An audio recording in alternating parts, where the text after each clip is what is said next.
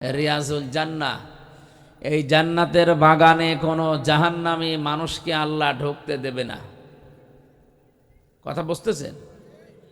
কারণ জান্নাতের একটা নিয়ম হচ্ছে, কেউ যদি জান্নাতে একবার যেতে পারে কোনো দিন আল্লাহ তাকে বের করে দেয় না, আর সে বের হতেও চায় না। রব্বুল আলামিন বলেন, খালিদিনা ফিহা লা ইয়াবগুনা আনহা হিওয়ালা। চিরকাল মানুষ জান্নাতে থাকবে।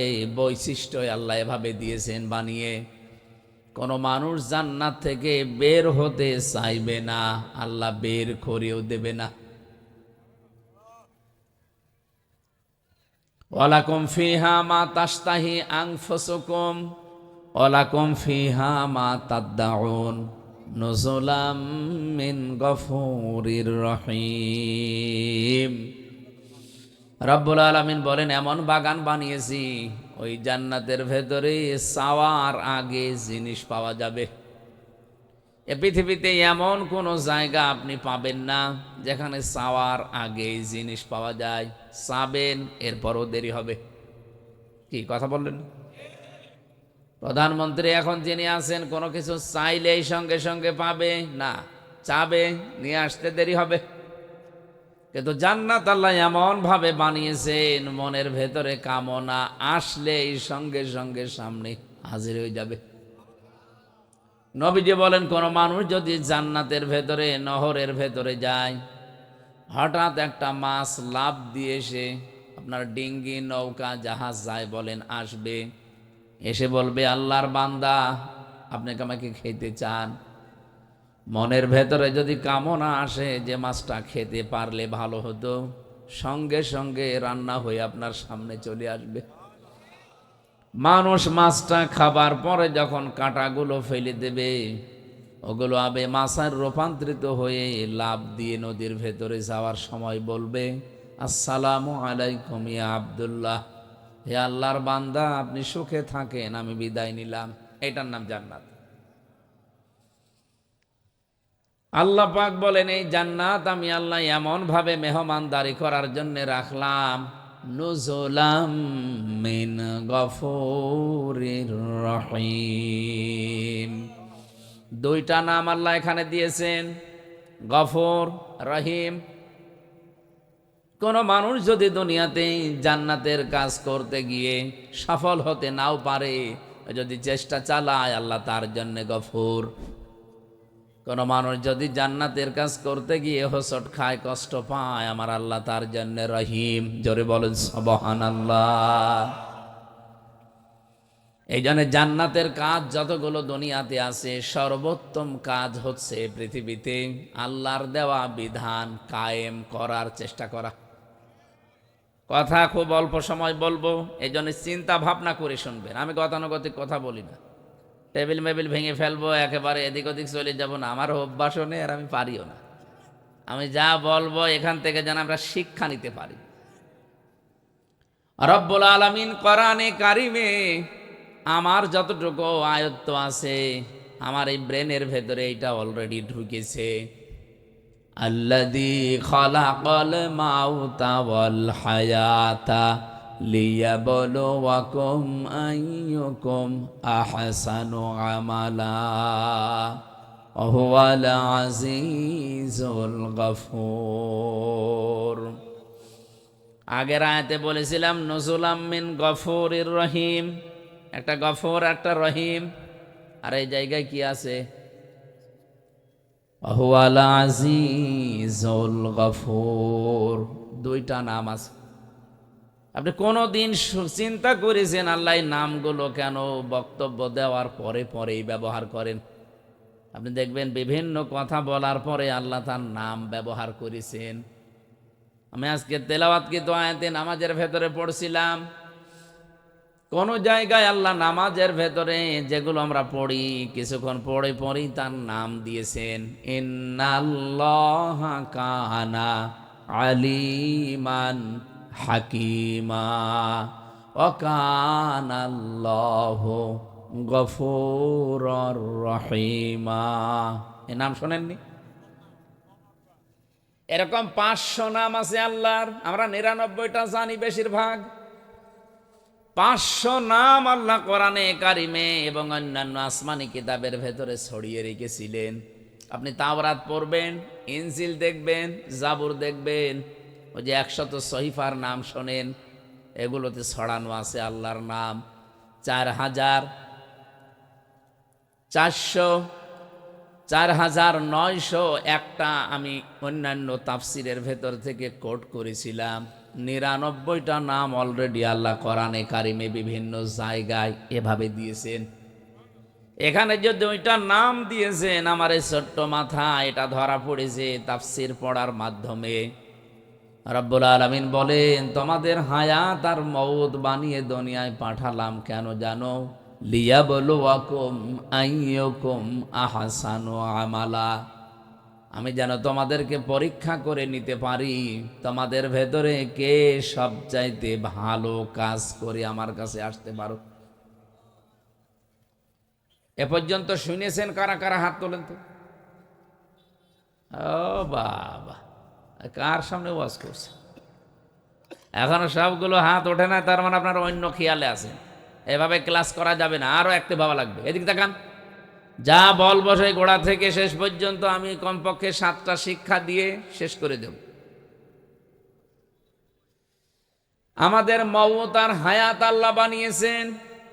আল্লাযী খলাকাল মাউতা ওয়াল হায়াতা, আল্লাযী খলাকাল হায়াতা ওয়াল মাউতা দেয়নি। আগে মউত বানালাম, এরপরে হায়াত বানালাম। এখানে আমার মনে হয় আলেমরা ছাড়া কেউ বলতেই পারবেন না যে আমাদের হায়াত কয় প্রকার। পারবেন না? জানেন আমাদের হায়াত 5 প্রকার। এই পৃথিবীতে আসার আগেই 2টা হায়াত আমরা পার করে ফেলেছি। একটা আলমে আরওয়া, রুহের জগৎ, একটা আলমে বতুন, মায়ের পেটের জগৎ। এখন যেটা আছে আলমে দুনিয়া, এই পৃথিবীর জগৎ। এরপরে আর একটা সামনে আসছে আলমে বারজাখ, কবরের জগৎ। এরপরে একটা সর্বশেষ আসবে আলমে আখিরাত, পরকালের জগৎ। এই 5টার ভেতরে 2টা অলরেডি পার করে ফেলেছি। সামনে 2টা আছে, মাঝখানেরটায় আছি। তার মানে যেহেতু 2টা পার হয়ে গেছে, সামনে 2টা আছে, মাস্ট বি আপনাকে সামনের 2টায় যাওয়াই লাগবে। এই কথা বুঝতেছেন? আল্লাহ আগে হায়াত ওয়াল মাউতা দেননি, আল্লাযী খলাকাল মাউতা ওয়াল হায়াতা দিয়েছেন। আমি যতগুলো তাফসির আয়ত্ত করতে পেরেছি, সব মুফাসসির একমত। আল্লাহ মানুষকে এটাই স্মরণ করাতে চায়, বান্দা বান্দি যত উপরে ওঠো না কেন, সব সময় এই চিন্তা করবা যে মরা লাগবে। এই চিন্তাটা যার ভেতরে যত বেশি বদ্ধমূল হবে, ওর দুনিয়ার জীবন তত বেশি পরিচ্ছন্ন হবে। আমি যত উপরে উঠি না কেন, আমি যেহেতু একেবারে এমপি পর্যন্ত হয়ে গেছি, এখন এই দেশের সর্বোচ্চ আর একটা ধাপ আছে মন্ত্রী, এরপরে আর নেই। আমি যত উপরে উঠি না কেন, এই চিন্তা যদি আমার থাকে যে আল্লাহ আমার মরা লাগবে, আমার দ্বারা দুর্নীতি করা সম্ভব না। এরপরে আল্লাহ দিয়েছেন লিয়াবলুয়াকুম, লি মানে যেন, তোমাদের সবাইকে আল্লাহ পরীক্ষা করতে চান। আইয়ুকুম, তোমাদের ভেতরে কে আহসানু আমালা, আকসারু আমালা দেয়নি আল্লাহ, যে বেশি বেশি কাজ করে আসতে পারে। আল্লাহ বলেন আমার বেশি কাজ লাগবে না, আমার ভালো কাজ লাগবে। কি কাজ? আমি চাই মানুষ যেন ভালো কাজ করে আসে। এই পৃথিবীতে যত ভালো কাজের কথা আল্লাহ কোরআনে কারিমে আমাদেরকে শুনিয়েছে, আমাদের আগে মুসা নবীকে, হযরত ঈসা নবীকে দাউদ নবীর মাধ্যমে, আদম নবীকে, শীষ নবীকে, যত নবীকে তার উম্মতদেরকে শুনিয়েছে, সব চাইতে ভালো কাজ কোরআন পড়ে আমি পেয়েছি, জমিন যার বিধান চলবে তার। এটা আমি কি ভুল বললাম? আপনার সূরার 13 নম্বর আয়াত পড়বেন, সূরা আরাফের 54 নম্বর আয়াত পড়বেন, সূরা ইউসুফের 40 নম্বর আয়াত পড়বেন। পুরা কোরআনে এরকম 918 জায়গায় ডাইরেক্ট ইনডাইরেক্ট আমি পেয়েছি। যেহেতু জমিন যার, এখানে বিধান আইন কানুন চলা লাগবে তার। এটা তো ফেরেশতারা এসে চালাবে না, আমাদের চালানো লাগবে। এই চালাতে গেলে কি কি করতে হয়, যে 5টা ধাপ পার করা লাগে। তার ভেতরে 1 নম্বরে আপনাকে দল করা লাগবে। অলতাকুম মিনকুম উম্মাতুন ইয়াদউনা ইলাল খায়র, তোমাদের ভেতরে একটা দল থাকতেই হবে। এখানে 5টা বিষয়ের ভেতরে 1ম নম্বরে দল। এখানে যদি আমি দল তৈরি করতে চাই, 1 নম্বরে কাতারবদ্ধ হওয়া লাগবে, কারণ গণনা করে করে আপনাকে আমাদের দলে নেওয়া লাগবে। রব্বুল আলামিন বলেন, পৃথিবীতে যত কাতার মানুষ বানায়, যত কাতার তৈরি করতে পারে, 2টা কাতার আমি আল্লাহর কাছে সবচাইতে প্রিয় এবং আনন্দের। এই 2টা কাতারে যাদেরকে দেখি, তাদের দেখলে আমি আল্লাহর ভালো লাগে, আমার পছন্দ হয় তাদেরকে। কয়টা? আরো জোরে বলেন, আর একবার বলেন। আপনি দেখেন তো কোন কাতারে আছেন, নাকি না বলবো না? বলেন, বললে হবে, মানা লাগবে। 1 নম্বরে কাতারের নাম আল্লাহ পাক সূরা সফের 4 নম্বর আয়াতে জানিয়েছেন, ইন্নাল্লাহা ইউহিব্বুল্লাযীনা ইউকাতিলুনা ফি সাবিলিহি সাফফান কান্নাহুম বুনয়ানুম মারসুস। অবশ্যই আমি আল্লাহ তাদেরকে বেশি ভালোবাসি যারা সীসা গলা প্রাচীরের মতো কাতারবদ্ধ হয়ে জমিনে আল্লাহর দিন কায়েমের জন্য চেষ্টা করে। তাহলে আল্লাহর কাছে প্রিয়, পছন্দের, ভালোবাসার কাতারের নাম যারা দিন কায়েমের জন্য কাতারবদ্ধ হয়। বাংলাদেশে তো কত কাতার আছে, দিন কায়েমের কাতার মাত্র একটা।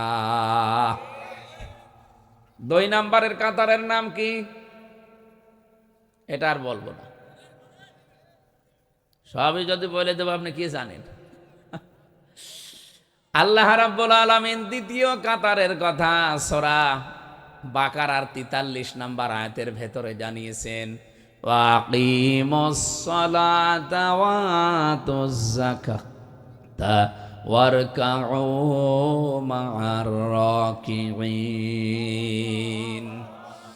যারা নামাজ কায়েম করে, সম্পদ থাকলে যাকাত দেয়, আর রুকুকারীদের সাথে রুকু করে, তার মানে যারা জামাতবদ্ধ হয়ে কাতারে নামাজ আদায় করে, এই কাতারটা আল্লাহর কাছে খুব প্রিয়। এজন্য কোনো মানুষ যদি নামাজের কাতারে বাঁকা হয়ে দাঁড়ায়, পুরা জামাতের যত গোনা হবে সব তার, এমনকি হেদায়েত যেন সে লোকটা না পায়, এজন্য তার অন্তর আল্লাহ বাঁকা করে দেয়। কত বড় কঠিন কথা, কোনোদিন চিন্তা করেছেন? কাবা শরীফে, মসজিদে নববীতে যতবার গেছি, যতবার আমি নামাজ পড়েছি, কাবার ইমামেরা এ কথা কমপক্ষে 3 বার বলে। কমপক্ষে 3 বার বলে আরবিতে। সুফুফাকুম ইতাদিলু, কাতার সোজা করো, কাদের সাথে কাঁধ মিলিয়ে সোজা করো কাতার। ওই সময় বুঝতাম না, সেই 16 সালে 18 সালে, এখন বুঝি। কেন বারবার 1500 বছর আগে থেকে এই কথাটা নবীজি বলেছেন, যে কাতার সোজা করো উম্মতেরা নামাজের সময়। আমার তো এখন মনে হয় বিশ্বে 57টা মুসলিম দেশ, আমরা যদি কাতার সোজা করার এই শিক্ষাটা আমরা নিতে পারতাম, এই পৃথিবীতে সবার উপরে আজ মুসলমানেরা থাকতো। ফিলিস্তিন আজাদ হয়ে যেত। এমনকি বাংলাদেশেও যে ষড়যন্ত্র চলছে মুসলমানদেরকে নিয়ে, ইসলামকে নিয়ে, এইটা করার কোনো সাহস কোনো মানুষ দেখাতো না। আমি নাম নিলাম না, এই জন্য দুঃখিত। মুসলমানদেরকে আজ ঘায়েল করার জন্য দেশে ইসলাম যেন কায়েম হতে না পারে যত ষড়যন্ত্র করছে বিভিন্ন মুসলমান নামধারী। এই নামগুলো নিলে খুব ভালো হতো, কিন্তু নিতে পারলাম না। এই মানুষগুলো মনে করছে আমরা যদি এভাবে করতে থাকি, এ দেশে কোনোদিন ইসলাম কায়েম হবে না। না, আপনি ষড়যন্ত্র কত দূর যেতে পারবেন? আল্লাহু খায়রুল মাকিরিন, সর্বোত্তম কৌশলী আমার আল্লাহ। মহাপরিকল্পনা নিয়ে বসে আছে। আপনি 9 বছর 13 বছর 17 বছরের ট্রেনিং নিয়ে যা করেছেন, একটা ট্রেনিংও কাজে লাগবে না। মহাপরিকল্পনাকারীকে বলেন তো। আমি 9 বছর 13 বছর 17 বছর বললাম, কি বুঝলেন বলেন তো? ঠিক আছে, আমি জানি এখানে সবাই না বুঝলে অন্তত কিছু মানুষ বুঝেছেন আমি কোন দিকে ইঙ্গিত দিয়েছি। এই জন্য তারা যেহেতু আরো আগে বুঝবে, সামনে তাদের সাথে দেখাও আমার হবে। আশা করছি যতই কিছু করেন উত্তম পরিকল্পনা একজন বসে বসে করতেছে। কে? আরো জোরে বলে, যেন আমাদের কোনো ভয় নেই, কোনো চিন্তাও নেই। মাওলানা হাফিজুর রহমান উনি ওঠার পরে আমার মনে হচ্ছিল এই কথাটাই উনি বাংলায় বলছিলেন, রেখো না মনেতে ভয় বান্দা খোদার, দূর হয়ে যাবে বাধা সব, তোমার আমার এক মালিক আছেন, আছেন আমাদের রব, আছেন আমাদের রব। বলেন ঠিক কিনা? আমরা করি না? কুষ্টিয়াবাসী রব্বুল আলামিন যে 2টা কাতারকে সবচাইতে বেশি ভালোবাসেন, এই কাতারের সিগনিফিকেন্স কি? কাতারবদ্ধ হয়ে নামাজ পড়লে আল্লাহ ভালোবাসে। এই জন্যে এখানে যেহেতু একটা বিধান পালন করা হবে, তার নাম সেজদা। তার নাম কি? এই সেজদা নামক বিধানটা পালন করা হবে। এই জন্য এত সুন্দর মসজিদ বানিয়েছেন কোটি টাকা খরচ করে, এত সুন্দর চাকচিক্য বিউটিফাই করেছেন, এ দেখলেই মন ভরে যাচ্ছে। ইমাম, মুয়াজ্জিন, খাদেম, খতিব পরিষ্কার পরিচ্ছন্ন করার জন্য কমিটি পর্যন্ত আপনারা নিযুক্ত করেছেন। প্রতি মাসে মাসে 40-50 হাজার টাকা এর পেছনে অলরেডি খরচ করছেন। 5 ওয়াক্ত আযান দেওয়ার জন্যে, নামাজে আসার জন্যে কাতারবদ্ধ হয়ে। এটা তো শুধু অনুষ্ঠান। এই অনুষ্ঠান থেকে মূল শিক্ষা এটা যে কাতার যেভাবে প্রতিদিন 5 বার করে সজা করি, পৃথিবীতে এখানে বিধান পালন করা হবে মাত্র একটা। এখনো আল্লাহর 499টা বিধান বাকি আছে। এগুলো আমাদের ব্যক্তি, পরিবার, সমাজ, রাষ্ট্র, দুনিয়াতে চলানো লাগবে। একটা বিধান পালন করার জন্য যদি এত কিছু করা লাগে, এত অনুষ্ঠান করা লাগে, 499টা বিধান পালন করার জন্য কত কিছু করা লাগবে আপনি বলেন। এই শিক্ষাটাই নামাজের কাতারে আমাদের দেয়। এখানে যেমন সব আমরা এক হয়ে গেছি আল্লাহর একটা বিধান পালন করতে, এখান থেকে বের হয়ে সমাজে, রাষ্ট্রে, পৃথিবীতে যেখানে আমরা যাব, মুসলমান আমরা যারা আল্লাহর বিধানের জন্য সব এভাবে এক হয়ে যাব। এই শিক্ষাটা মানুষ যদি নেয় তাহলে ওই কাতার আল্লাহর কাছে খুব প্রিয়, পছন্দনীয়। দ্বিতীয় কাতারের নাম যেটা বলেছিলাম প্রথমে, তার নাম দিন কায়েমের যে কাতার। রব্বুল আলামিন বলেন এটা আমি আল্লাহর কাছে সবচাইতে ভালো কাজ। যালিকুম খায়রুল লাকুম ইন কুনতুম তা'লামুন, এইটাই ভালো কাজ। কে বলছে? বলেন বলেন। আল্লাহ পাক বলেন এইটাই ভালো কাজ যদি তোমরা বোঝো বা জানো। সুতরাং এই কাজে যারা আছে, দিন কায়েমের কাজ করতে গিয়ে, আল্লাহর বিধান জমিনে কায়েম করতে গিয়ে যদি কোনো ভুল ত্রুটি হয়ে যায়, কোনো গোনাহ হয়ে যায়, আল্লাহ বলেন হতাশ হওয়া যাবে না। আহুয়ালা আজিজুল গফুর, 2টা নাম দিলাম আমি, একদিকে আজিজ আর একদিকে গফুর।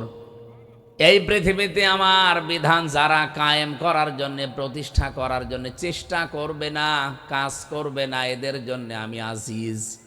ওরা যদি মনে করে কিছুই তো হয় না, কিছু হবে না, না, আমি কিন্তু আজিজ। আমার ধরা বড় শক্ত ধরা। যারা দিনের জন্য কিছু করে নাই, দিনে জমিনে কায়েম হবে, প্রতিষ্ঠা হবে। এর জন্য যাদের কোনো পরিশ্রম নেই, প্রচেষ্টা নেই, কোনো চেষ্টা করে নাই, কাজ করে নাই, আল্লাহ তাদেরকে ধরেছে বড় শক্ত করে। কারণ তার নাম প্রথমেই তিনি দিয়েছেন আজিজ। কি দিয়েছেন? নামটা শুনলেই মনে হচ্ছে শক্ত কিছু হবে। আজিজ মানে মহাপরাক্রমশালী। 2 নম্বরে আল্লাহ গফুর দিয়েছেন। আমি তো কিছু মানুষকে দেখতে পাচ্ছি তারা নিস্তব্ধভাবে কথাগুলো বোঝার জন্য শুনতেছেন। কোন শব্দ যদি কেউ বোঝার জন্য চেষ্টা চালায়, 500 রাকাত নফল নামাজ পড়ার সওয়াব হয়। কিছু মানুষকে আমি টের পাচ্ছি, আপনারা শুনতেছেন, বোঝারও চেষ্টায় আছেন। রব্বুল আলামিন বলেন, এই দিন কায়েমের কাজ করতে গিয়ে যদি কোনো ঝামেলা হয়, জীবনে বাধা প্রাপ্ত হও, পৃথিবীতে হয়তো ভুল ত্রুটি হয়ে যেতে পারে, গোনাও হয়ে যেতে পারে, আমি আল্লাহ পাক ঘোষণা দিলাম, আমি গফুর, আমি মাফ করে দেব। তাহলে কি বুঝলেন এতক্ষণ পর্যন্ত? যা বললাম তার সামারাইজ। এ পৃথিবীতে সব চাইতে বলো ভালো কাজ আমার আল্লাহর কাছে জমিনে তার বিধানটা পালন করার জন্য চেষ্টা করা, কায়েম করার জন্য চেষ্টা করা। আমরা এখানে যারা এসেছি আল্লাহর বিধান জানবো, এরপরে মানবো, বাস্তবায়ন করব, এইটাই আমাদের নিয়ত। কথা বলেন, কথা বলেন। এ নিয়ত নিয়ে যারা বসে আছেন জান্নাতের এই বাগানে, জীবনেও কোনোদিন আল্লাহ আপনাকে আর জাহান্নামে দেবে না যদি আপনি নিজে যেতে না চান। প্রশ্ন আসতে পারে, নিজে যেতে না চান মানে? হযরতে ইদ্রিস নবী আলাইহিস সালাম, উনি অনেক জালিলুল কদর একজন নবী ছিলেন। আযকুর ফিল কিতাবি ইদ্রিস ইন্নাহু কানা সিদ্দীকান নাবিয়্যা। আল্লাহ বলেন, স্মরণ করো ইদ্রিস নবীর কথা, আমার কিতাবের ভেতরে তাকে আমি বর্ণনা দিয়েছি। তিনি একদিকে সত্যবাদী, আর একদিকে তিনি নবী ছিলেন।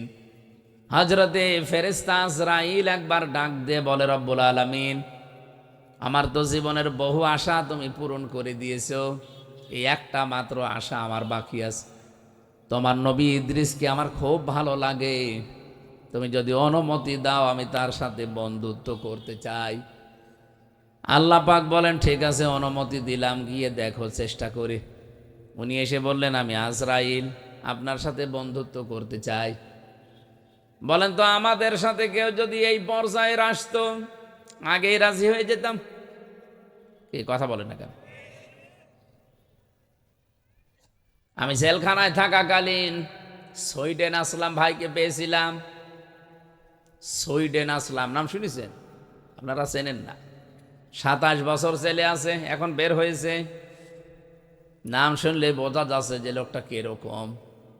আমিও প্রথম প্রথম নাম শুনতাম আর মনে মনে ভাবতাম যে কবে দেখা হবে। হঠাৎ করে একদিন ফাঁসির কন্ডেম ছেলে রাতের বেলায় এসে বলছে, হুজুর আসসালামু আলাইকুম। কে আপনি? তো দেখি না এর আগে। একটা মাসলা জিজ্ঞাসা করতে এসেছি। বলেন। ওনার স্ত্রী সম্পর্কে একটা মাসলা আমার জিজ্ঞাসা করলো।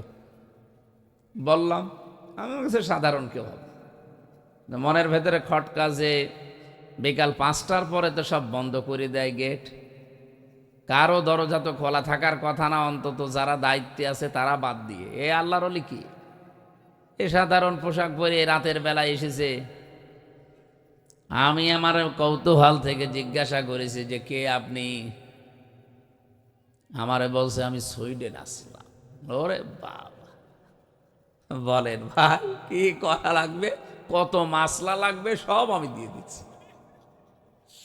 চেহারার দিকে তাকিয়ে দেখি সত্যিই ওরে দেখলেই মানুষ কমপক্ষে যাদের হাট দুর্বল ও 2-1 গ্লাস পানি খাওয়া লাগবে, সেই রকম লম্বা, সেই রকম ভয়ঙ্কর চেহারা। এই মানুষ আসলে আমি দেখেন কন্ডেম সেলের ভেতরে আমার তালা লাগানো, এরপরও আমি ভয়ে বসা থেকে শোয়া ছিলাম, শোয়া থেকে বসে এরপরে দাঁড়িয়ে গেছি। বলছি কত মাসলা লাগবে বলেন, সব ফ্রি। অথচ ফেরেশতা আজরাইল এসেছে সরাসরি বন্ধুত্বের অফার দিচ্ছে। হযরত ইদ্রিস তো একবারে রাজি হয়ে যাওয়ার কথা। উনি বললেন, ফেরেশতা, আমি যার তার সাথে বন্ধুত্ব করি না, কারণ বিষয়টা দুনিয়ার সাথে সম্পৃক্ত না। এই পৃথিবীতে যার সাথে যার বন্ধুত্ব হবে, সম্পর্ক বেশি গাঢ় হবে, কিয়ামতের দিন আল্লাহ তার সাথে তাকে তুলবে। আমরা কিয়ামতের অনেক বর্ণনা কোরআনে কারিমে পড়েছি। বহু মানুষ আমাদেরকে ধোঁকাও দিয়েছে যে বিভিন্ন পীর সাহেবরা নাকি লক্ষ লক্ষ মুরিদ নিয়ে কিয়ামতে মিছিল করতে করতে আসবে। এটা বানানো কথা ভাই। কিয়ামতের ময়দানে আপনাকে আল্লাহর কাছে যাওয়া লাগবে হিসাব দেওয়ার জন্যে, একা একা। কয়জন? এটাকে আমি বানিয়ে বললাম। অকুল্লুহুম আতিহি ইয়াউমাল কিয়ামাতি ফারদা। সূরা মরিয়মের ভেতরে আছে 95 নম্বর আয়াত। আল্লাহ পাক বলেন কিয়ামতের দিন প্রতিটি মানুষকে আল্লাহর কাছে যাওয়া লাগবে হিসাব দেওয়ার জন্য একা একা। তা আপনি কোথায় পেলেন যে পীর সাহেবেরা লক্ষ মানুষ নিয়ে মিছিল করতে করতে যাবে? বলেন। এই কোরআনের আয়াতের সাথে যেহেতু মেলে না, সুতরাং আপনার এই পীর বলেন, এই বুজুর্গ বলেন, এই মিথ্যাবাদী। আমার কথাও যদি কোরআনের কোনো আয়াতের সাথে না মেলে, বুঝবেন যে না, আমার কথাও মিথ্যা, আমিও ভণ্ড। কিয়ামতের বিচারের প্রথম ধাপ যেহেতু এইটা, আপনাকে যাওয়া লাগবে কয়জন করে? আরো জোরে বলেন। তাহলে এর সাথে যাদের টাইম মিলবে না, সে যদি আপনার পীর সাহেব হয়, আজকে থেকে মানবেন, মনে করবেন ওটা এক ধান্দাবাজ। ও আমাদেরকে ধোঁকা দিয়ে বোকা বানিয়ে ওর স্বার্থ সিদ্ধি করতে চায়। এবার আসছে দ্বিতীয় ধাপ। ধাপ হবে কিয়ামতে তিনটা। বাংলাদেশে বিচার ব্যবস্থায় যেমন ধাপ আছে চারটা। কয়টা? কি বলেন তো দেখি। এই যে আমাদের কুষ্টিয়ার ম্যাজিস্ট্রেট কোর্ট আছে, এরপরে জজ কোর্ট আছে। এখান থেকে যদি কেউ ভালো রায় না পায়, আরো দুইটা কোর্ট আছে ঢাকাতে, একটা হাই কোর্ট, একটা সুপ্রিম কোর্ট। বাংলাদেশের বিচার ব্যবস্থা শ্রেণী বিভাগ কয়টা? চারটা। আল্লাহ পাক কিয়ামতের দিন যে বিচার ব্যবস্থা সাজিয়েছেন, এর ধাপ তিনটা। এক নম্বরে আপনাকে হিসাবের জন্য ডাক দেওয়া হবে, আপনার মা বাবা না, আপনার ভাই বোন না, আপনাকে আল্লাহ ডাকবে স্রেফ একা একা। একা ডাক দিয়ে আপনাকে সামনে নিয়ে জিজ্ঞাসা করবে, হামজা এটা করেছিলি? যদি আল্লাহর ইচ্ছা হয় যে আপনাকে আল্লাহ মাফ করে দেবে, তাহলে একটা আলাদা বিচার ব্যবস্থা আল্লাহ তৈরি করবে। লক্ষ কোটি কোটি মানুষ থেকে আপনাকে আলাদা করে একা চারিদিকে কুদরতের চাদর দিয়ে ঘিরে নেবে। একটা সামিয়ানা দিয়ে আপনাকে ঘিরে সামনে দাঁড় করিয়ে বলবে, হামজা বলতো এই এই কাজ তোর জীবনে ছিল। এমন একটা বিষয় আমার সামনে তুলে ধরবে যে মনে হচ্ছে আমার সব কাজগুলো রেকর্ড হয়ে আছে। ওয়াজাদু মা আমিলু হাজিরা, সব হাজির হয়ে আছে। দেখার পরেই মানুষ আশ্চর্য হয়ে যাবে, তো একটা অস্বীকার করার মতো না। যা করেছি এখন সব আমার মনে পড়ছে। আমার এখন 34 বছর। 20 বছর আগে আমি এই মাসের এই তারিখে কি করেছিলাম, এই সময় সেইটাও দেখি লেখা আছে। দেখলেই মনে পড়ে যাবে, এরকম মন আল্লাহ বানাবে। সব কিছু যখন মনে পড়বে, অস্বীকার করার কোনো কায়দা যেহেতু নেই, উনি আগের খবর, পরের খবর, মনের খবর সবই জানে। মাথা নিচু করে বলবে, রব্বুল আলামিন, আমি সব করেছি। আমার কাকতি মেনতির দিকে, চোখের পানির দিকে তাকিয়ে রব্বুল আলামিন বলেন, আমি যারে মাফ করার ইচ্ছা করব, ওরে বলবো যা মাফ করে দিলাম, কাউকে বলবি না, জান্নাতে চলে যা। এরকম একটা হিসাব আইয়াসিরা, সহজ হিসাব, এটা যেন আমাদের সবাইকে আল্লাহ দান করেন, বলেন আমিন। কিয়ামতের দ্বিতীয় বিচার ব্যবস্থা। এবার আর আপনাকে আল্লাহ একা ডাকবে না, বিচার করার জন্য আপনাকে ডাকবে আপনার নেতার সাথে। না, নেতা সহ না, নেতার সাথে। সহ আর সাথে আলাদা আছে। নেতাকে আল্লাহ বলবেন আগে আয়, এরপরে কর্মীকে ডাক দিয়ে পেছনে দাঁড় করাবে।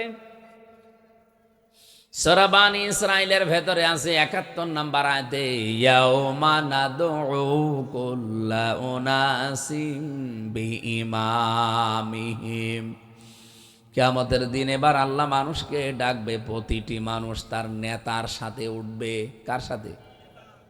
অকুষ্টিয়াবাসী রাজনৈতিক ভাবে না নিয়ে একটু ভাবেন তো আয়াতটা নিয়ে, নাকি আয়াত আমার নিজের বানানো? বলেন বলেন। কিয়ামতের দিন আল্লাহ আপনাকে ডাকছে আপনার নেতার সাথে, সামনে আপনার নেতা, পেছনে আপনি। আমি জানি বিভিন্ন জায়গায় ভ্যানের ওপরে, সাইকেলের ওপরে, দোকানে বসে, মাসায় বসে, গাড়িতে বসে আপনি শুনছেন। ভালো করে শোনেন, কিয়ামতের দিন আপনাকে নেতা সহ ডাক দিয়ে, সামনে নেতা, পেছনে আপনি। বিবেককে এবার প্রশ্ন করেন, এমন নেতার পেছনে আপনি থাকেন যে সারা জীবনে একটা সত্য কথা বলেছে বলে আপনারও বিশ্বাস হয় না। এরকম নেতা নেই? যেই নেতা সুদের সাথে জড়িত, ঘুষের সাথে জড়িত, চাঁদাবাজির সাথে জড়িত, দখলবাজির সাথে জড়িত, ধর্ষণের সাথে জড়িত, মিথ্যা মামলার সাথে জড়িত, অন্যায়ভাবে রফিকুল্লাহ কালবিকে হত্যার উদ্দেশ্যে মেরে ফেলার নিয়তে মেরেছে, এরকম নেতাও দেশে আছে। এরকম হাজারো নেতা সামনে আসবে, পেছনে থাকবেন আপনি কর্মী। আমার মনে হয় আপনার কি বিশ্বাস হয় এখন যে এই নেতার দিকে তাকিয়ে আল্লাহর কি ভালো লাগবে না রাগ হবে? ওরে দেখে যদি রাগ হয়ে যায় তে আপনার পর্যন্ত তো আল্লাহ যাবে না।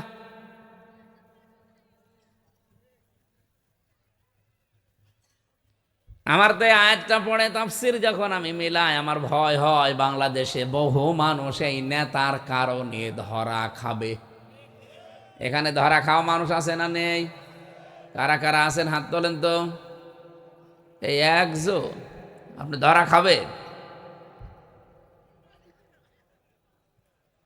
ও যদি এখনই মনে হয়, বিশ্বাস হয় যে আমি ধরা খাবো, আসলেও ধরা খাবে, কারণ ওর নেতা ঠিক নেই। এই নেতা ঠিক আছে আপনার? ঠিক নেই। অবশ্যই আপনার নেতা মিথ্যা মামলা দিয়ে বাণিজ্য করেছে, এই জন্য আপনার বিশ্বাস হচ্ছে না।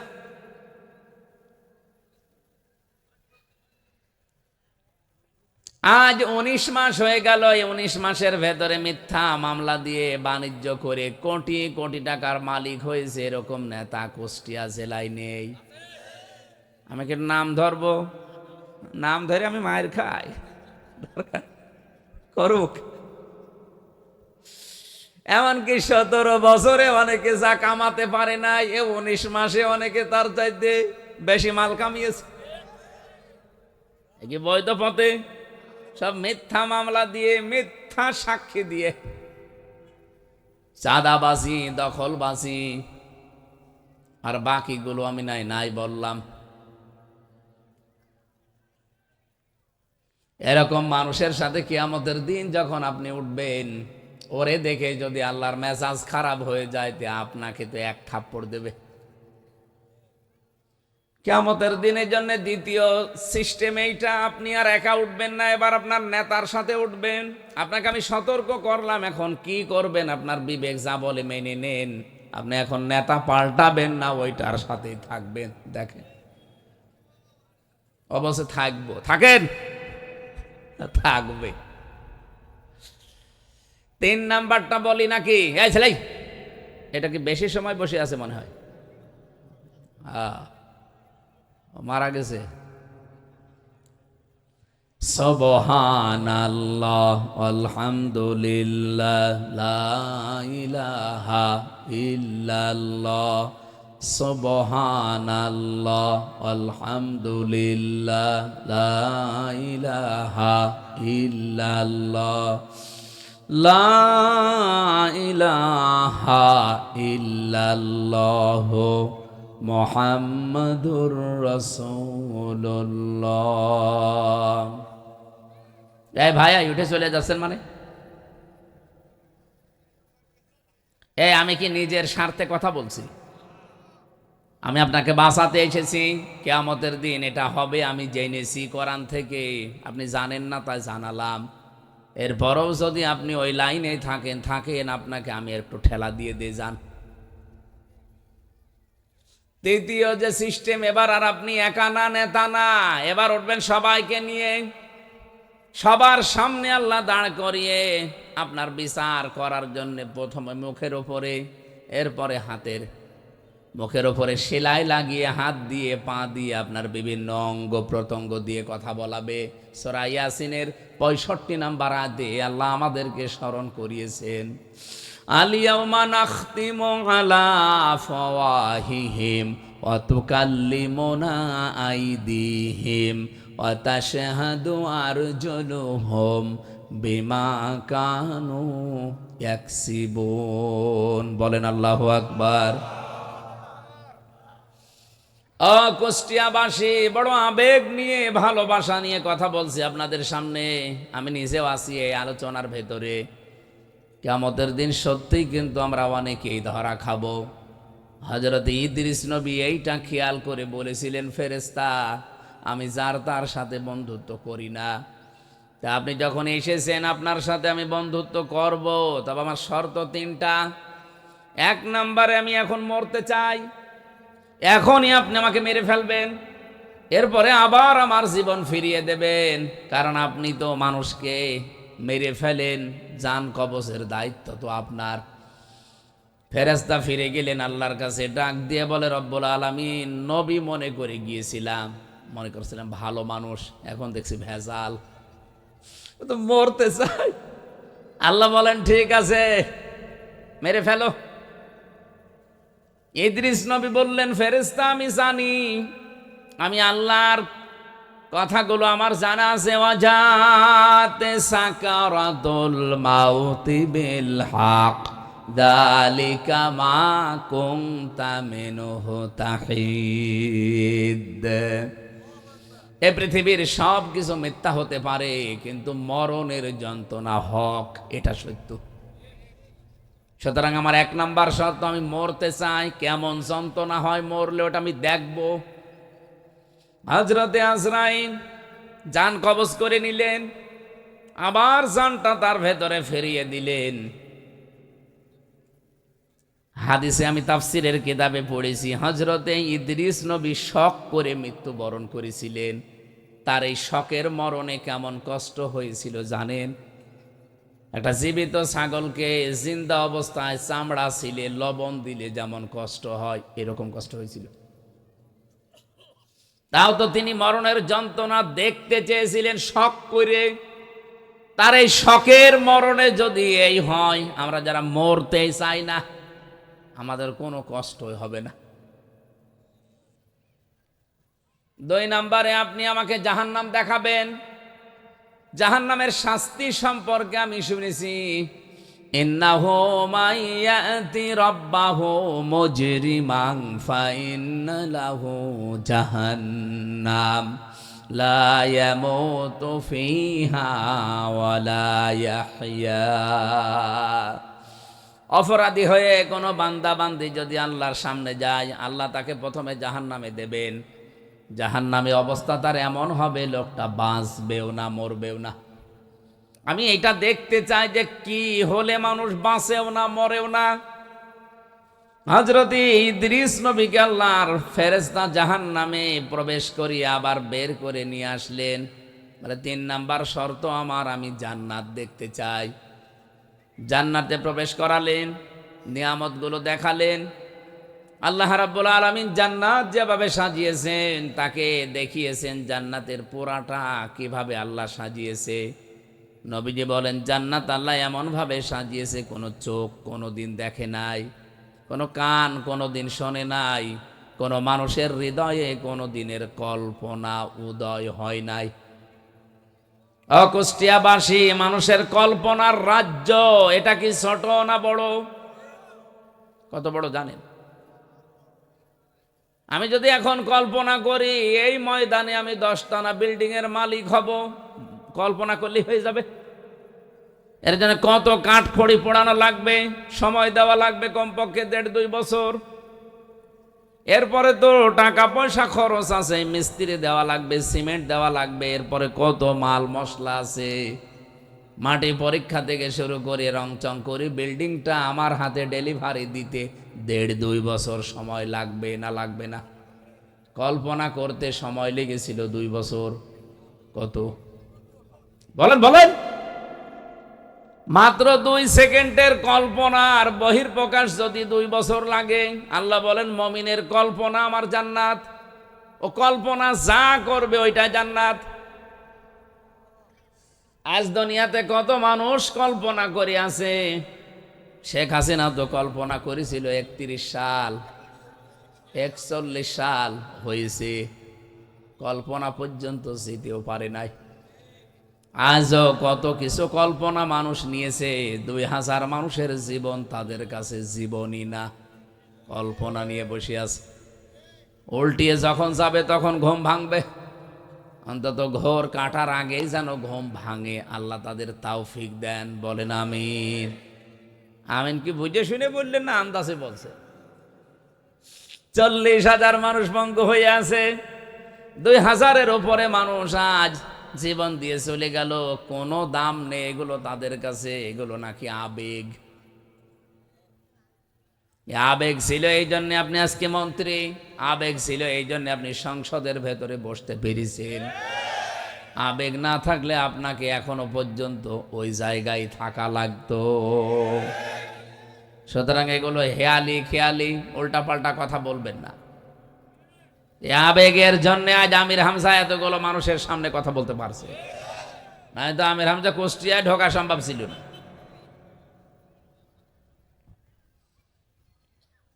জান্নাত পরিভ্রমণ করছেন, হঠাৎ ফেরেশতা ডাক দিয়ে বলে, আল্লাহর নবী চলেন এবার বের হয়ে যায়। হযরতে ইদ্রিস নবী বললেন, ফেরেশতা আমি আল্লাহর ঘোষণা জানি, খালিদিনা ফিহা আবাদা। অন্য জায়গায় আমি জানি লা ইয়াবগুনা আনহা হিওয়ালা। আল্লাহ এমন জান্নাতে মানুষকে প্রবেশ করাবে, চিরস্থায়ী করে দেবে, কোনোদিন আল্লাহ বের করে দেবে না। আর ওই লোকটা জান্নাতের নিয়ামত পেয়ে বের হতেও চাইবে না। এত কিছুর ভেতরে থাকার পরে আল্লাহ ঘোষণা দেবেন, লাহুম মা ইয়াশাউনা ফিহা ওয়া লাদাইনা মাজিদ। এখানে যা চাও তাই আছে, কিন্তু আমি আল্লাহর কাছে আরো বেশি আছে। মানুষ হয়রান হয়ে পড়বে যে আর বেশি কি থাকতে পারে। রব্বুল আলামিন 70,000 পর্দানীদের সামনে থেকে সরিয়ে বলবে, বান্দা এই যে এইটা আছে, আমি আল্লাহ নিজে আছি। হযরত ইদ্রিস নবী ওই দিন বলেছিলেন, আল্লাহর ফেরেশতা ফিরে যান, আমি আর যাব না, কারণ আল্লাহ নিজে জানিয়েছে আমাকে নাকি আর কোনোদিন জান্নাত থেকে বের করবে না। আমাকে আল্লাহ বের করবে না বলে ঘোষণায় দিয়েছেন, কারণ জান্নাতে একবার আসলে আর বের হওয়া লাগে না, আর আমি বের হতেও চাই না, তুমি ডিস্টার্ব করো কেন? হযরত আজরাইল ফেরেশতা বলেছিল, রব্বুল আলামিন তোমার নবী ইদ্রিস তো খুব চালাক। আল্লাহ পাক বলেন, ফেরেশতা ফিরে আসো, এইটাই আমি ইদ্রিসের কপালে লিখে রেখেছিলাম। আমার ঘটনা বলা উদ্দেশ্য না, আমার এখানে একটা শিক্ষা আছে। ইদ্রিস নবী এখনো জান্নাতে আছে, আল্লাহ ওনাকে বের করে দেয়নি, আর উনি বের হতেও চায়নি। কথা বলে না কেন? এটা যদি নবীজির কথা অনুযায়ী জান্নাতের বাগান হয়, আল্লাহ আমাদেরকে যখন এখানে প্রবেশ করিয়েছে আর বের করে দেবে না, আর আমরা বের হতে যেতেও চাই না। এরপরেও যেটা বের হয়ে যাবে মনে করবেন ওর জান্নাত ভালো লাগছে না। এবার ওঠেন তো দেখি, দড়ি ছাড়া বেঁধে ফেলেছি, কেউ যেতে পারবেন না না, সারা রাত না, আর 20 মিনিট থাকবেন না।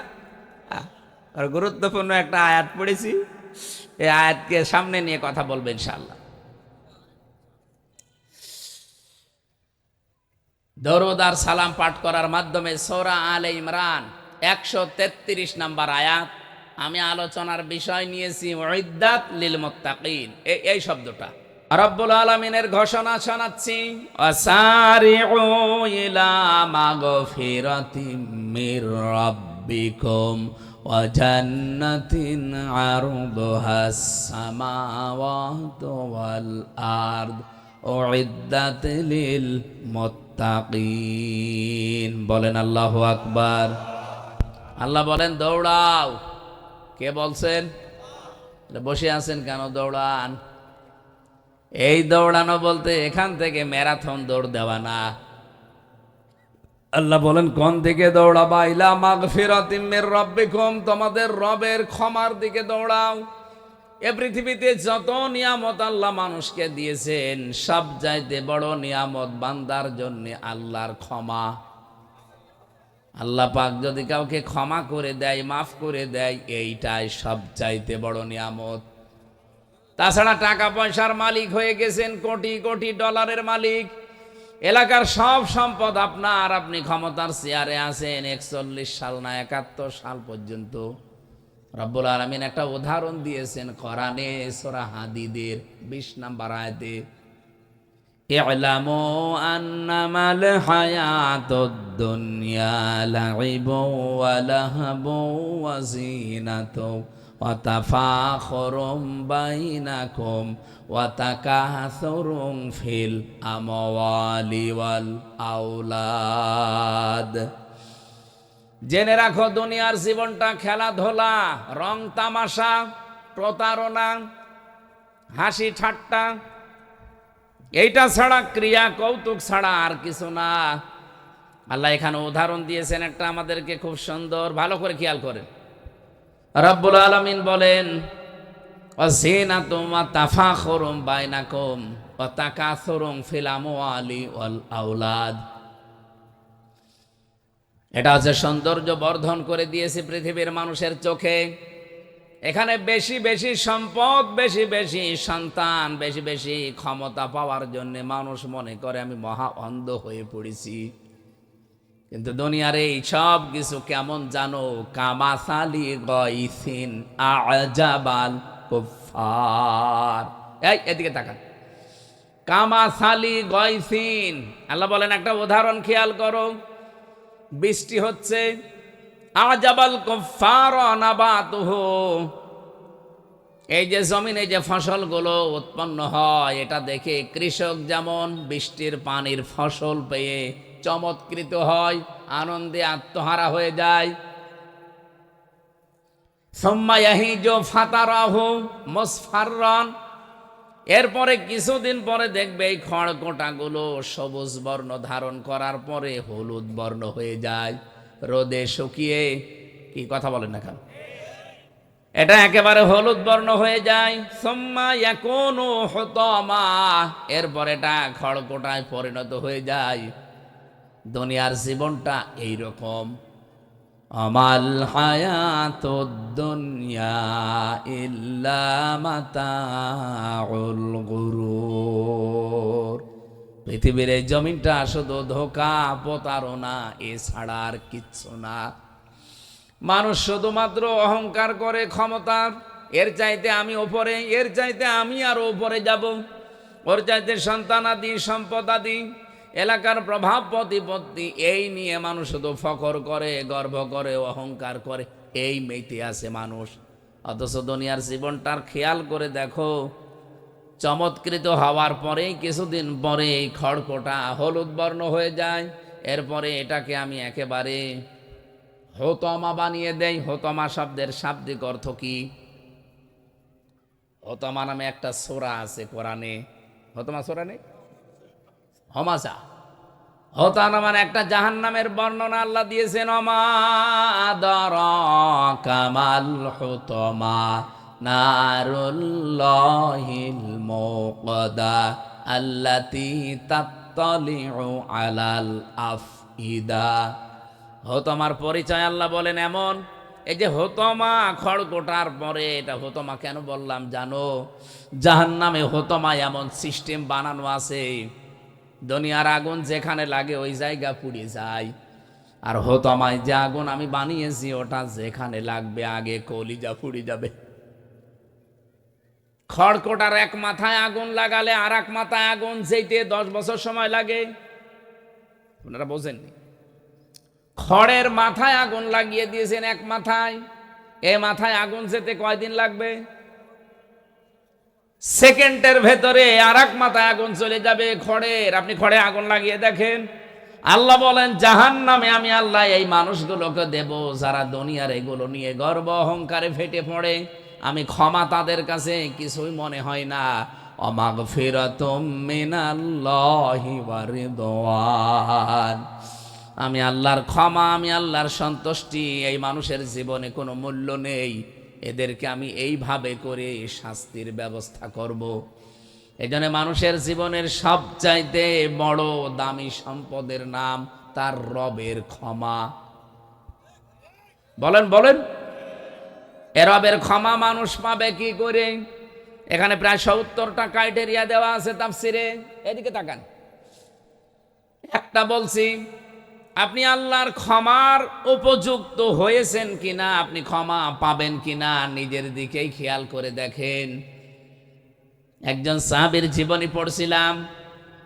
বিশ্বনবী মুহাম্মদুর রাসূলুল্লাহ তাকে তিনবার মসজিদে প্রবেশ করার সময় বললেন এই লোকটা জান্নাতি। সাহাবায়ে কেরাম 3বারই তার দিকে তাকিয়েছেন যে কি গো। 3বার পর পর জমান নামাজে আসলে লোকটা তাকে মসজিদে প্রবেশ করতে দেখেই নবীজি আলোচনা বন্ধ করে দিয়ে বললেন এই লোকটা জান্নাতি। গোপনে তার কাছে একবার গিয়ে বলছে, ভাই আপনি কি করেন, কি এমন আমল আপনার আছে বলেন তো, যে আল্লাহর নবী আজ 3 দিন 21 দিন পার হচ্ছে, 3 সপ্তাহ জমার দিন আপনাকে জান্নাতি বলে ঘোষণা দিয়েছে। উনি বললেন, প্রকাশ্য গোপনে সেরকম কোনো আমল আমার নেই, তবে একটা কাজ আমি প্রতিনিয়ত করি। সারাদিন পরিশ্রম করার পর সকাল সন্ধ্যা বেলা রাতের বেলা যখন আমি ঘুমাতে যাই, বালিশে মাথা দিয়ে আমি চিন্তা করি যে আমার কারো উপরে কোনো অভিমান নেই, ক্ষোভ নেই, রাগ নেই, কোনো অনুযোগ নেই, সব আমি আল্লাহর জন্য সবাইকে আজ মাফ করে দিলাম। একটা শান্ত নির্মল পরিচ্ছন্ন মন নিয়ে আমি ঘুমিয়ে গেলাম। সকালে উঠতে পারবো কিনা জানি না, এরকম মন নিয়ে আমি একেবারে শান্ত মন নিয়ে ঘুমিয়ে পড়ি।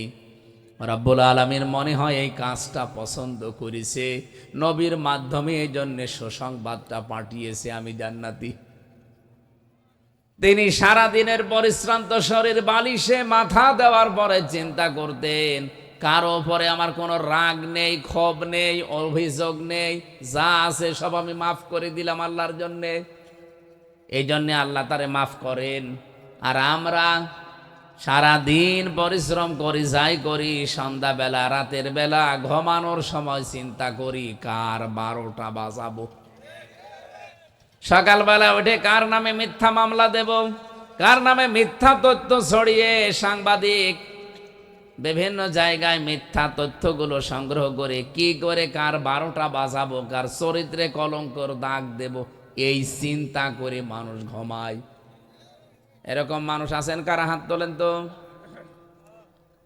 এই এলাকায় ওয়াজ দেওয়ার দরকার কি? তো সব আল্লাহর ওলি বসে আছে। আমরা তো এরকম মানুষই চাচ্ছি। কুষ্টিয়াবাসী ওই সাহাবীকে নবীজি যেভাবে সুসংবাদ দিয়েছিলেন, ক্ষমা মাফ, আমরাও এই কাজটা আজকে থেকে করতে চাই। আমার মনে হয় রাজনৈতিক যত দল এই দেশে আছে, ধর্মীয় যত দল আছে, যত জায়গাগুলো আছে প্রতিষ্ঠান কেন্দ্রিক বাংলাদেশে, সব জায়গা থেকে যদি আমরা এই চিন্তাটা করতে পারতাম ঘুমানোর সময়, যে আমার কারো উপরে কোনো রাগ নেই, অভিযোগ নেই, কোনো রকমের কোনো কিছু নেই, সব আমি আল্লাহর জন্য মাফ করে দিলাম, বাংলাদেশ কালকে সকালেই জান্নাত হয়ে যাবে। কে কথা বোঝেন আমার? এ কথার ওজন কত আপনি টের পেয়েছেন? আমি কিন্তু সবগুলোকে পেছিয়েছি। এইটাই দরকার ক্ষমা পাওয়ার জন্য। 70টার ভেতরে এইটা একটা। আপনাকে আল্লাহ মাফ করবে, মাফ করবে কি দেখে? এই পৃথিবীতে কোনো মানুষ যদি সমর্থ থাকার পরেও কাউকে মাফ করে দেয়, মহান আল্লাহ ওই মানুষের 70টা অপরাধ মাফ করে দেয়।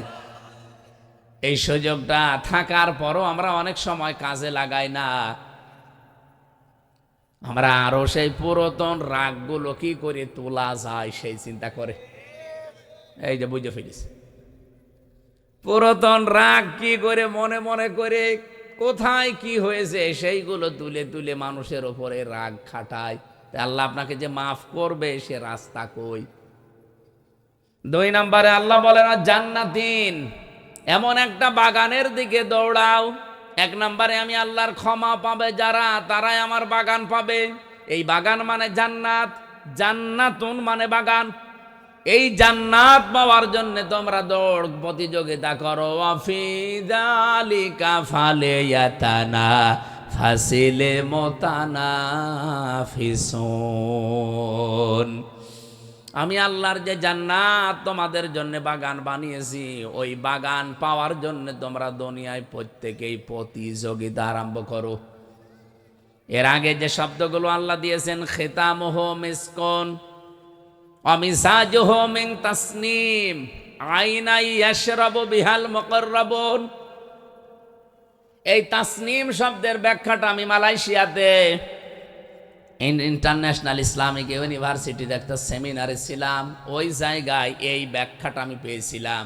এদিকে তাকান ভাই, রব্বুল আলামিন যে তাসনিম শব্দটা দিলেন, ঝর্ণা ধারা, এ ঝর্ণা থেকে কি পানি বের হয় সেই পানির একটা বর্ণনা দিচ্ছিলেন ডক্টর জাকির নায়েক, আর রাশিয়া বিশ্ববিদ্যালয়ের একজন শিক্ষক। উনি বলছিলেন এই যে কোরআনে কারিমে মুসলমানদের কোরআনে এই যে শব্দটা তাদের মালিক দিয়েছে, তারা কি কোনোদিন চিন্তা করে এই শব্দটা নিয়ে? আমিজাজুহু মিন তাসনিম আইনা ইয়াশরাবু বিহাল মুকাররাবুন। এমন একটা বাগান, এমন একটা ঝর্ণা ধারা থেকে মানুষকে আল্লাহ পানি পান করাবে, তার নিকটবর্তী বান্দাদেরকে এই ঝর্ণা থেকে পানি পান করাবে। আমরা যারা সামনে বসে আছি, প্রায় 42টা দেশের বিশ্ববিদ্যালয়ের ছেলেমেয়েরা প্রশ্ন ছুড়ে দিয়েছে যে বলো তো এই পৃথিবীতে সবচাইতে দামি পানির নাম কি? তাসনিম আইনুন ইয়াশরাবু বিহাল মুকাররাবুন, যেটা পান করবে। অনেক কোরআনের আয়াত থেকে একটা ব্যাখ্যা দিতে গিয়ে আমাদেরকে কেউ তো বলতে পারে না, কেউ কেউ জানিয়েছে যে হ্যাঁ জমজমের পানি খুব দামি।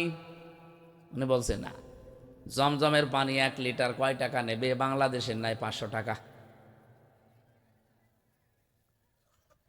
আমার মনে হয় এখানে অনেকে জানেন কি জানেন না আমি জানি না, অ্যাকোয়া ক্রিস্টোলা, এটা নিতা আম্বানি আছে না ভারতের, এই মহিলা পান করে। স্বর্ণের বার গোলানো কি যেন দেয় ওর ভেতরে, যৌবন ঠিক থাকে, চেহারায় ভাঁজ পড়ে না। 1/2 লিটার পানির দাম হচ্ছে 55 লক্ষ টাকা। আমার মাঝে মাঝে চিন্তা হয় ওর জীবনী পড়লে, ও যদি অন্তত 5 বোতল পানি খায়, যেহেতু এতটুকু বোতল হয়, 5 বোতল পানি সারা দিনে খায়, কমপক্ষে 3 কোটি টাকার শুধু পানিই খায়। জান্নাতের ভেতরে আল্লাহ যে পানির কথা বললেন, তাসনিম আইনা ইয়াশরাবু বিহাল মুকাররাবুন, তার নিকটবর্তী বান্দাদেরকে আল্লাহ যেটা খাওয়াবে, যারা আজকে দুনিয়ার জীবনে প্রতিযোগিতা করছেন ওই পানি পাওয়ার জন্যে, ওই পানি 2.5 গিলাস 3 গিলাস 5 গিলাস না, আপনাকে আল্লাহ ফ্রি দিয়ে দেবে। বলেন সুবহানাল্লাহ। নেতা আম্বানি হয়তো স্বামীর টাকা আছে, এই জন্য সে কিনে খেতে পারছে। আমি যদি সত্যি ওই পানিটার জন্য আজকে এখান থেকে প্রতিযোগিতা করি, আজকে থেকে রমজান যেটার ট্রেনিং আমাদেরকে দিয়ে গেল যে কোনো কাজ আমরা যেন শেষ করে না দেই, কন্টিনিউয়াস করতেই থাকি। 5 ওয়াক্ত নামাজ হয়তো জামাতে পড়তেন, এটা ঠিক রাখবেন। অনেকে তাহাজ্জুদ পড়তেন, এটা যেন ছেড়ে না দেন, এটা ঠিক রাখবেন। অনেকে দান সাদকা করতেন, এটা যেন ছেড়ে না দেন, কন্টিনিউয়াস রাখবেন। কারণ আল্লাহর কাছে আহাব্বুল আমালি ইলাল্লাহ, সবচাইতে বেশি প্রিয় কাজ ওইটা, যদি অল্পও হয় কিন্তু ওটা যেটা কন্টিনিউয়াস মানুষ করতে থাকে। আর রমজান এই ট্রেনিংটাই আমাদেরকে দিয়ে গেল। আমরা এখন থেকে ট্রেনিংটা কাজে লাগিয়ে প্রতিযোগিতায় নামতে চাই যে আমি 2 রাকাত নামাজ পড়ি, ওই লোকটা 4 রাকাত পড়ে না, আমি এখন থেকে ওর চাইতে আরো 2 রাকাত বাড়াবো। বিপদে মুসিবতে থেকে অভাবে থাকার পরও দান করে, আর আমি ওর মতো না, ওর চাইতে আরো সচ্ছল আছি, আমি যতটুকু পারি দুনিয়ার জীবনে ওর চাইতে বেশি দান করি, ওই পানি পাওয়ার জন্য এগিয়ে যেতে চাই। আল্লাহ যেন তৌফিক দেন, বলেন আমিন। রব্বুল আলামিন বলেন, যার প্রশস্ততা বানিয়েছি আকাশ আর জমিনের যে ফারাক এর চাইতেও বিস্তৃত, উইদ্দাত লিল মুত্তাকিন, যেটা আমার মুত্তাকি বান্দাদের জন্য আমি বানিয়েছি, প্রস্তুত করে রেখে দিয়েছি। এক নম্বরে ক্ষমা, আর এক নম্বরে বাগান জান্নাত, আসমান আর জমিনের চাইতেও বিস্তৃত। এটা পাওয়ার জন্য আল্লাহ যে শর্তগুলো দিয়েছেন, এক নম্বরের শর্ত পেলাম যে মুত্তাকি হওয়া লাগবে। কি হওয়া লাগবে? আরো জোরে বলেন। রমজান এসেছিল আমাদেরকে কি বানাতে? মুত্তাকিন। বলেন বলেন, আরো জোরে বলেন। কিভাবে আপনি মুত্তাকিন হবেন? এটা তাফসিরে তাবারি থেকে কোট করেছি। আমি 1 ঘন্টা আলোচনা করলে কমপক্ষে 20 ঘন্টা তার আগে আমি পড়াশোনা করি কোনো বিষয়ের ওপরে। আজকে যত তথ্য বলেছি, এ তথ্যগুলো একটা কিতাবের না, কমপক্ষে 50টা কিতাব থেকে নেওয়া। আপনি এখান থেকে আজকে যে তথ্যটা দিচ্ছি, যেহেতু উইদ্দাত লিল মুত্তাকিন, প্রস্তুত করে রাখা হয়েছে এই জান্নাত, এই ক্ষমা, যারা মুত্তাকি তাদের জন্যে। মুত্তাকি হওয়ার জন্য যে সমস্ত ক্রাইটেরিয়া আছে, শ্রেণী বিভাগ আছে, পদ্ধতি আছে, এই পদ্ধতিগুলো যদি কেউ অবলম্বন না করে, শুধু জুব্বা গায়ে দিয়ে, পাগড়ি মাথায় দিয়ে, হাতে তসবিহ নিয়ে সে মুত্তাকি হতে পারবে না। এবার আমি শুরু করছি নাকি শেষ করে দেব? না, বলেন বলেন, আমি এগুলো বলি শেষ করছি। আপনার ব্যাখ্যা করতে গেলে সারা রাত চলে যাবে। 1 নম্বরে, কেউ যদি মুত্তাকি হতে চান, খালি ভড়ি মোটা করলেই হবে, আমার মতো বড় জুব্বা গায়ে দিলে হবে কি? 1 নম্বরে নবীজি বলেন তাকে হকের অনুসন্ধানকারী হওয়া লাগবে। সে হক তালাশ করে বেড়াবে, কোথায় সত্য পাওয়া যায়, হক পাওয়া যায়, এই অনুসন্ধানে সেতে লেগে থাকবে। আজকে থেকে আমি সহ প্রত্যেকে এটাই লেগে থাকতে চাই। এক কথা বলে না কেন? আমাদের জাতির পিতা ইব্রাহিম আলাইহিস সালাম এটা করেছিলেন। উনি আল্লাহকে খুঁজতেছিলেন, রবকে রবকে। কেউ কোনো সময় তারকা, কোনো সময় চন্দ্র, কোনো সময় সূর্য। সব যখন ডুবে গেল, অস্তমিত হয়ে গেল, তিনি বললেন না। ফালাম্মা আফালা ক্বালা লা উহিব্বুল আফিলিন, আমি ভালোবাসি না যেগুলো ডুবে যায়, অস্তমিত হয়ে যায়। জাতির সামনে তিনি দাঁড়িয়ে গেলেন, একটা ঘোষণা দিয়েছিলেন। আমার মনে হয় আজকে যারা ইব্রাহিমের সন্তান, তারা এই ঘোষণাটাই জাতির সামনে দিয়ে দিয়েছে। কি বলেন তো? কি এই যে ঠিক বললেন, বুঝেছেন নাকি আন্দাজে বললেন? আন্দাজে বলেছেন। জাতির সামনে দাঁড়িয়ে উনি ভাষণ দিয়েছিলেন। আমরা যারা ইব্রাহিমের সন্তান দাবি করি, জাতির পিতা শেখ মুজিবের না, ইব্রাহিম তার সন্তান হিসাবে যারা দাবি করি, তারাও এই ঘোষণা আমরা জাতির সামনে দিয়েছি, এখনো দিচ্ছি। ইন্নী ওয়াজ্জাহাতু ওয়াজহিয়া লিল্লাযী ফাতারাস সামাওয়াতি ওয়াল আরদা হানিফা ওয়া মা আনা মিনাল মুশরিকিন। হে বাংলার মানুষেরা, আমরা আমাদের মুখ, আমাদের চেহারা আমরা এমন সত্তার দিকে ঘুরিয়েছি যিনি আসলে আসমান আর জমিন বানিয়েছেন, উদ্ভাবক, হানিফা। আমার লোক দেখানোর জন্যে না, ক্ষমতায় যাওয়ার জন্যে না, কারো মন পাওয়ার জন্যে না। আমরা সত্যিই মুখ ফিরিয়েছি আল্লাহর দিকে একনিষ্ঠভাবে। আমান আমিনাল মুশরিকিন, আমরা কিন্তু মুশরিক না, শিরিক করি না। এ কথাটাকে আমরা লোক দেখানোর জন্য বলি প্রতিদিন।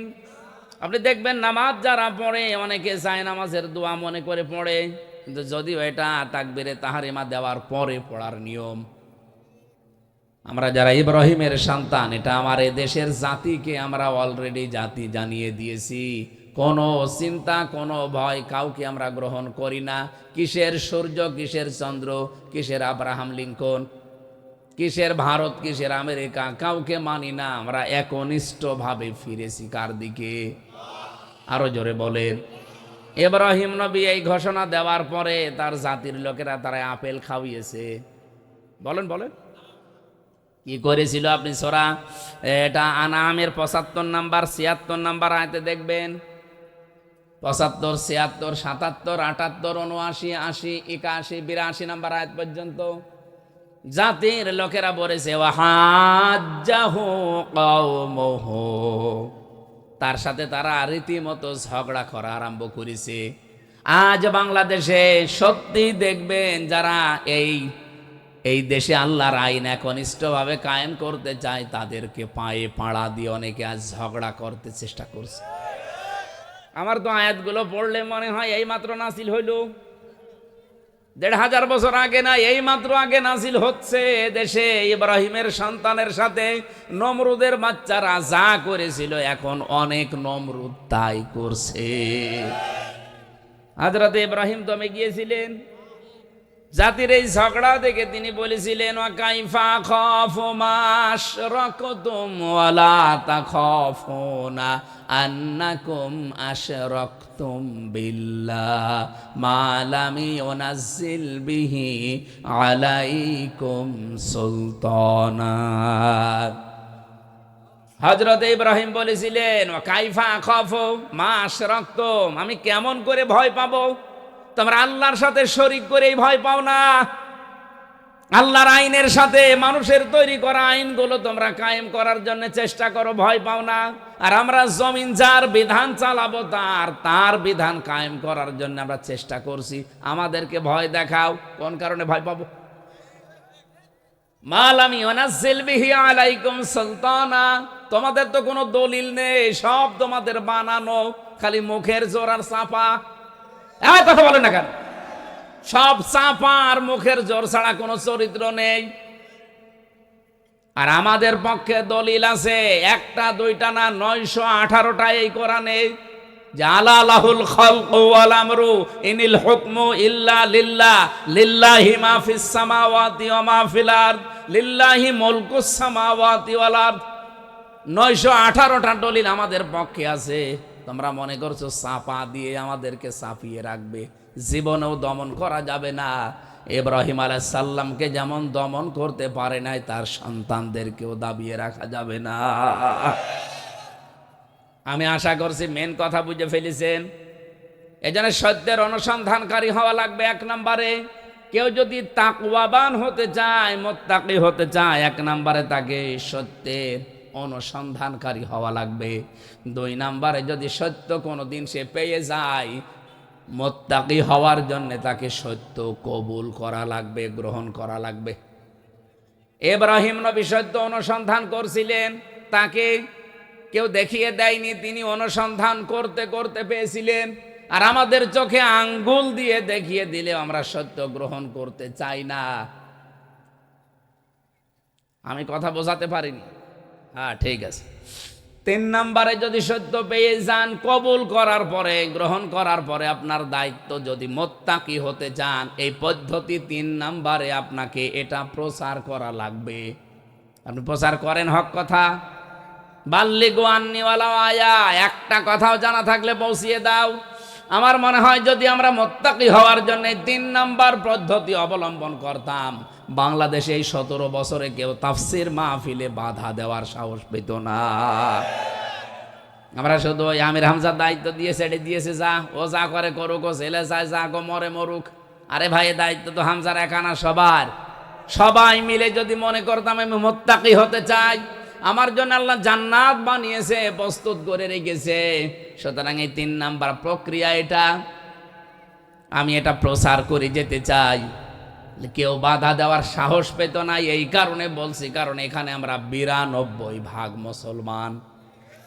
4 নম্বরে হক যদি প্রচার করেন হবে না, হকের ওপরে দৃঢ় থাকা লাগবে, কায়েম থাকা লাগবে। এই পৃথিবীতে যারাই হকের ওপরে দাঁড়িয়েছে, দৃঢ় থেকেছে, কায়েম থেকেছে, আমার আল্লাহ তাদেরকে মুত্তাকির সর্বোচ্চ পর্যায়ে পৌঁছিয়ে দিয়েছে। আমি নিজে অনেকগুলো মানুষ জীবনে দেখেছি। আমার এই চোখে দেখা সেলখানার ভেতরে বহু মানুষকে আমি হকের ওপরে টিকে থাকতে দেখেছি। ফাঁসির দড়ি সামনে ঝুলতেছে, এক বিন্দু বিসর্গ পরিমাণে টলে নাই। শহীদ মীর কাশেম আলী রহমতুল্লাহ আলাইহে 3 ঘন্টা পরে যার ফাঁসি হবে, এই লোকটা 3 ঘন্টা পরে ফাঁসি, ফাঁসির 2 ঘন্টা আগে উনি 2 ঘন্টা ঘুমিয়েছেন। হকের ওপরে টিকে না থাকলে এটা জীবনও সম্ভব না। এই তথ্যটা পাবেন সূরা সেজদা হামিম সেজদার 30 নম্বর আয়াতে। ইন্নাল্লাযীনা ক্বালু রাব্বুনাল্লাহু সুম্মা ইসতাকামু তাতানাজ্জালু আলাইহিমুল মালাইকা। কোন মানুষ যখন বলে আমার রব আল্লাহ, এর উপরে টিকে থাকে, আল্লাহ তখন ছেড়ে দেয় না, ফেরেশতা পাঠিয়ে দেয়। 1 2 জন না, মালাইকা, বহু ফেরেশতা পাঠায়। ফেরেশতারা এসে বলে আল্লাহ তাখাফু ওয়ালা তাহজানু, কোনো ভয় নেই, কোনো চিন্তা নেই। ওয়াবশিরু বিল জান্নাহ, ওই জান্নাতের সুসংবাদ গ্রহণ করেন। আল্লাতী কুনতুম তুআদুন, যার ওয়াদা আল্লাহ তোমাদের সাথে করেছেন। বলেন সুবহানাল্লাহ। যে কারারক্ষে তাকে পাহারা দিত কুতুবউদ্দিন, আমারও পাহারা দিত ওই লোকটা। আমারে বলছিল হামজা ভাই, আমার আজ পর্যন্ত মাথায় ধরে নাই 3 ঘন্টা পরে যে লোকটার ফাঁসি, সে 2 ঘন্টা ঘুমাইলো কি করে। আমি ওনারে ওই দিন বলেছিলাম কুতুব ভাই আপনার মাথায় ধরবে না, আমার মাথায় ধরেছে। সূরা হামিম সেজদা আমারে আগেই জানিয়েছে। সত্যি যদি কোনো মানুষ টিকে থাকতে পারে হকের উপরে, ওকে আল্লাহ ফেরেশতা নাজিল করে হলেও সাহায্য করবে। এটা কি করেছে নাকি সামনেও করতে পারে? 5 নম্বরে হকের উপরে তাকে হক কায়েম করা লাগবে। হক যদি আপনি পেয়ে যান, শুধু নিজে দৃঢ় থাকবেন হবে না। হককে কি করে কায়েম করা যায় জমিনে, এই সত্যকে, এই চেষ্টা আপনার থাকা লাগবে। এই তথ্যটা সূরা শুরার 13 নম্বর আয়াতে আছে। 6 নম্বরে শুধু কায়েম করলেই হবে না, যদি হক একবার কায়েম হয়ে যায়, এটা কিভাবে টিকে থাকে সেই জন্য চেষ্টা করা লাগবে। পদ্ধতি বললাম কয়টা? বলেন বলেন। এই 6টা পদ্ধতি হচ্ছে মুত্তাকি হওয়ার। আল্লাহ নিজে জানিয়েছেন, কোরআন থেকে বলছি, যাদের জন্য আল্লাহ বানিয়েছেন, জান্নাত প্রস্তুত করে রেখেছেন, তার ক্ষমা, এই মানুষগুলো এই পদ্ধতিতে যদি যেতে পারে, সে আল্লাহর দৃষ্টিতে মুত্তাকি হবে। তার জন্য জান্নাত আল্লাহ বাগান প্রস্তুত করে রেখেছেন। বলেন সুবহানাল্লাহ।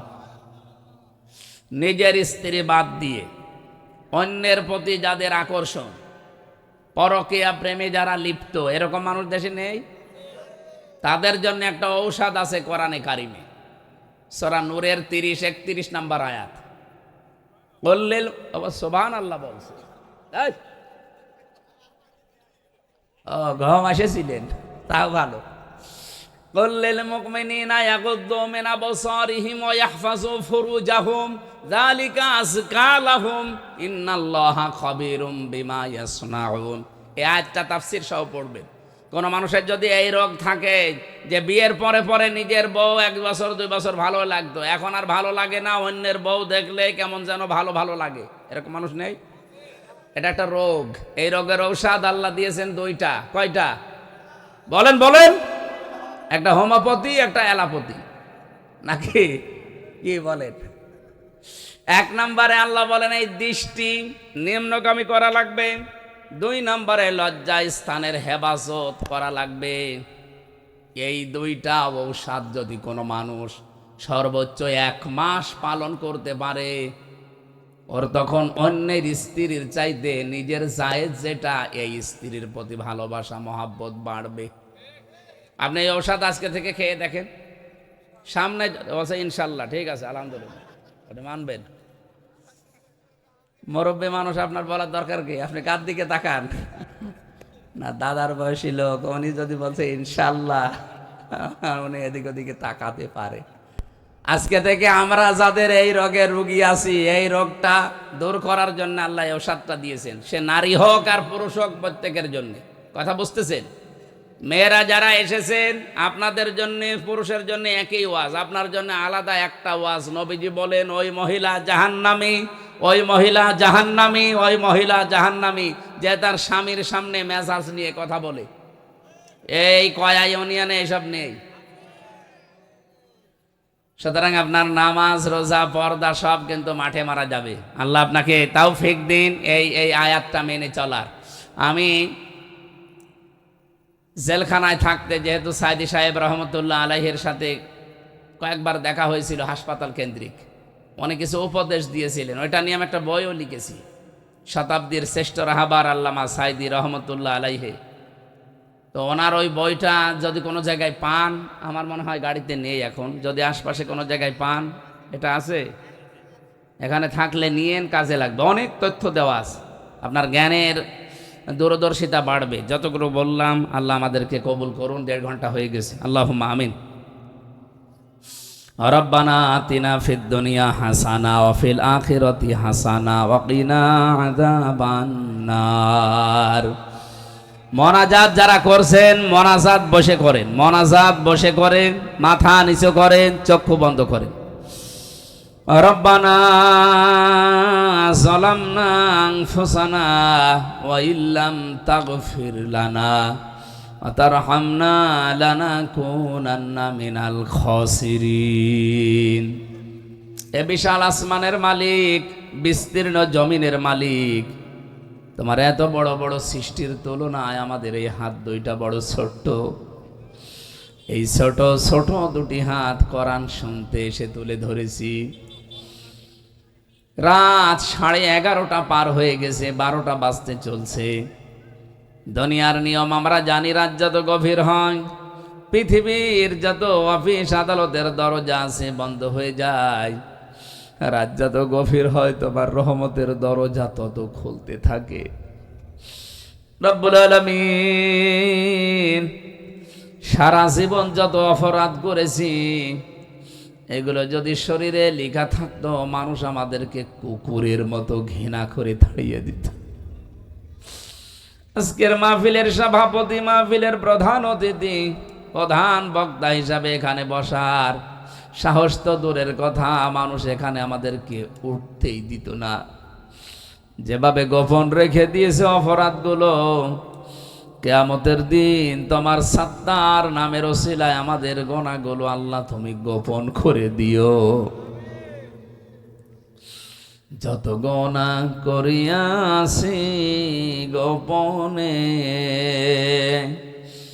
মাফ করে দাও আল্লাহ তুমি নিজ গুণে। আল্লাহ তাআলা কুষ্টিয়া জেলার কুমারখালী, কয়া, খলিশাদহ এলাকাবাসী মৃত মানুষদের মাগফিরাত কামনায় তোমার কোরআনের আয়োজনের সাথে সম্পৃক্ত তারা এলাকার হাজার হাজার মানুষের আজকের এই মাহফিলের সাথে সংযুক্ত আছে। এখানে যারা বসে আছে, বিভিন্ন দূর দূরান্তে যারা আছে, তাদের মা বাবা আত্মীয় স্বজন হয়তো কবরে আছে।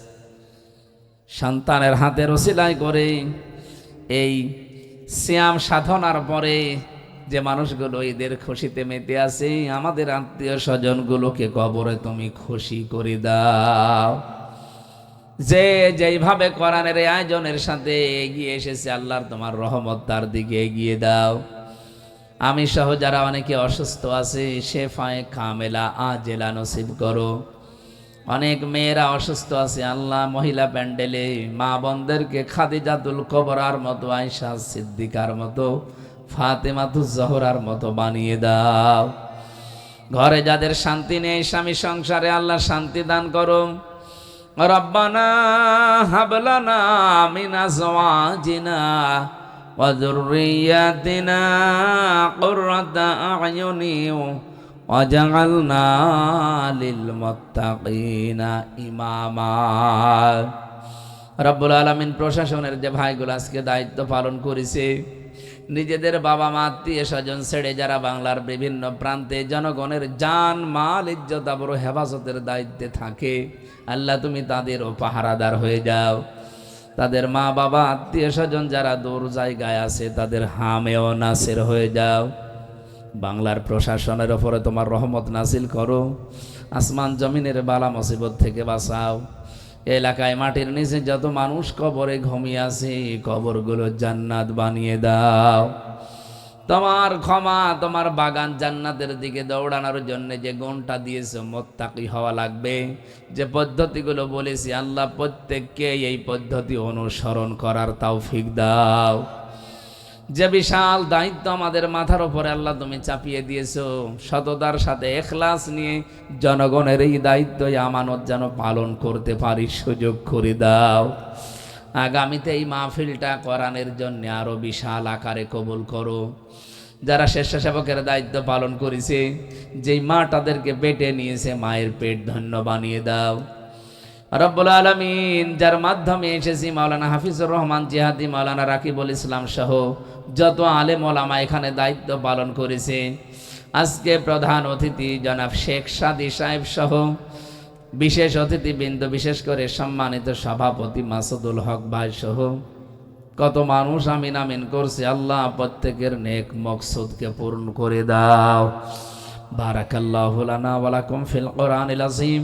মরণ আসলেই যেন পড়তে পারি লা ইলাহা ইল্লাল্লাহু মুহাম্মাদুর রাসূলুল্লাহ।